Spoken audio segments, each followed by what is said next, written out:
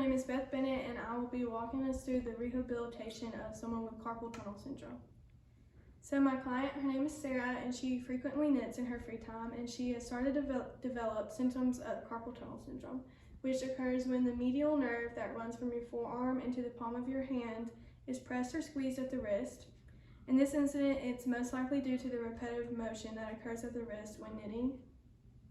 To alleviate her symptoms, Sarah can undergo surgery, take anti-inflammatory medicines, splint the hand, or perform simple hand and wrist exercises. She has decided to undergo surgery to release that pressure, and post-surgery she will need to attend occupational therapy to fully recover. Her main goal is to be able to knit again without feeling any numbness or pain, and another goal that she has is to learn what she can do to prevent carpal tunnel syndrome from flaring up again in the future. So I've created a SMART goal for her. So she will regain mobility and strengthen her hand and wrist, and learn how to prevent symptoms from reoccurring by learning simple exercises and stretches. Her range of motion will increase over time, and she should no longer feel any pain when performing her activities. And she will perform these exercises and strengths up to 4 or 5 times a day, maybe more, without feeling any pain over the course of 6 weeks. She will learn the exercises and strengths at therapy and continue to perform them daily outside of therapy, and her range of motion and flexibility will be reassessed at the end of 6 weeks. I've also created a fit for her, so she will do this 6 to 7 times a week with a light intensity, which will increase gradually as range of motion increases. She will do it 4 to 5 times a day, with this will probably also increase as her range of motion increases. The type that she will mostly be doing is range of motion and flexibility, with some strength exercises incorporated as well. And I plan for her to have high enjoyment with no pain to maintain commitment to fully recovering. After surgery, she will be asked to wear a hand splint or a shoulder sling until her second visit with the occupational therapist, where she will then begin to only wear the splint at night. Immediately after, she can resume light use of her hand, but she shouldn't perform heavy lifting, gripping, or grasping.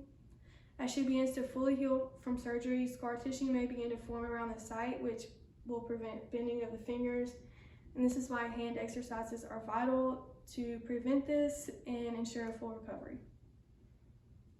So I've also made a timeline of her recovery. The first week after surgery, we will assess her finger mobility and range of motion without flexion or extension at the wrist.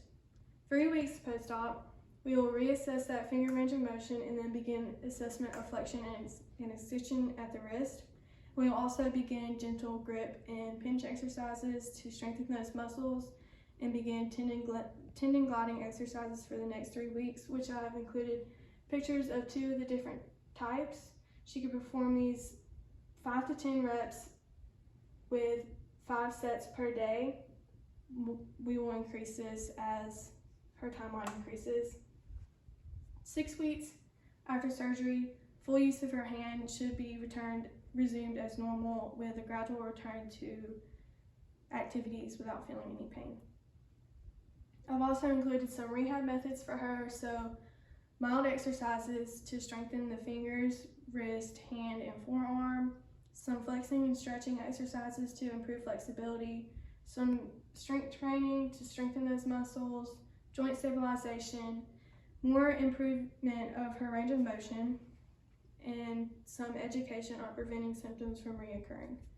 I've also included a picture of the TheraPutty, which she could use for like those gripping and grasping exercises to just strengthen those muscles even more. Some examples of OT exercises that she could perform are these warm-up stretches that she could do before her strengthening exercises. You could rotate the wrist all around for her range of motion, stretch it this way and that way, side to side, 4 times each. And she should not be experiencing any pain while performing these exercises. Here's another exercise, which is called the prayer stretch. You just start with your palms together in front of your chest, just below your chin, and slowly lower your hands towards your waistline. Hold for 15 or 30 seconds and repeat 2 to 4 times. Another one where you extend your arm in front of you with your palm up, and with your other hand you gently bend your wrist farther until you feel a stretch in your forearm. And you can also do that with your palm facing down. I've included some tests to measure her baseline value. So the purpose of a baseline value test is to determine the initial performance of the client to use as like a benchmark in order to compare in the future. An example of this would be to assess her total range of motion at the wrist before beginning therapy, record every degree of range of motion, and then compare it to her final results before she's discharged. A common test would be passive range of motion in like flexion, extension, and adduction and abduction. Another test could be the manual muscle testing for the wrist, which is this picture. She will sit with her forearm in a neutral position with the hand hanging off the table, and the therapist will stabilize the forearm against the table and use with one hand and use her other hand to apply resistance. This will test the strength and her muscles around the affected area. We could also perform a series of tests to determine how well the client can perform daily actions involving the wrist, such as writing. And another test that could be performed is a measure of the client's ability to grip objects, which will allow the therapist to assess their fine motor skills prior to therapy. These are the values for normal range of motion that occurs at the wrist. Our end goal after attending occupational therapy would be for the client's total normal range of motion to be back within these ranges.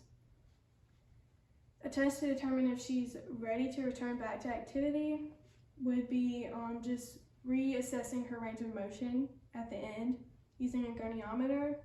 This will allow us to evaluate her ability to perform a full range of motion and clarify if there are any limitations that still need to be worked on. Another test would be a strength test of her grip by using a held hand diameter. This requires you to squeeze the diameter using all of your strength, usually alternating hands for comparison, and if you've gained strength in your hand and forearm, your muscles will be able to contract and provide resistance. I've made a 4-week training program for her. During the first week, we'll mainly just be doing those warm-up stretches that I showed previously, 4 times each. And on Monday, we'll do gentle grip exercises using the TheraPutty 2 to 3 times per day. And then on Tuesday, we'll do tendon gliding exercises, 10 reps, 5 sets. Wednesday, we'll rest. And then Thursday and Friday is a repeat of Monday and Tuesday. And then Saturday, we rest, and Sunday, we'll just do those stretches. And so as the weeks progress, more stretching and flexing will increase her range of motion, and the grip exercises will strengthen the muscles at the surrounding area. Week 2, we'll begin to implement some strength training exercises. So again, we'll do those grip and tendon gliding exercises along with the warm-up stretches, but we'll increase the set in order to increase your strength. And on Wednesday and Sunday, we'll also implement some strength exercises such as wrist flexion curls and the tennis ball squeeze. Week 3, we'll do basically the same exercises, just increasing the sets in order to increase strength. Same with week 4, increasing those sets, and her normal range of motion should be back at this point, and she should be gaining strength in her muscles. To monitor progression, we could do the Global Rating of Change Scale, which will provide a rating on whether the patient has worsened or improved. At the end of the scale, it's indicating if there's any worse pain. Middle of the scale is neutral. End of the scale is if there's any improvement.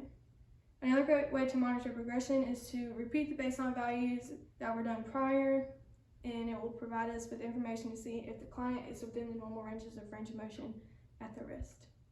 Some tips for recurrence is don't grip things too tightly, take plenty of breaks, stretch often, and wear a wrist brace if you need to.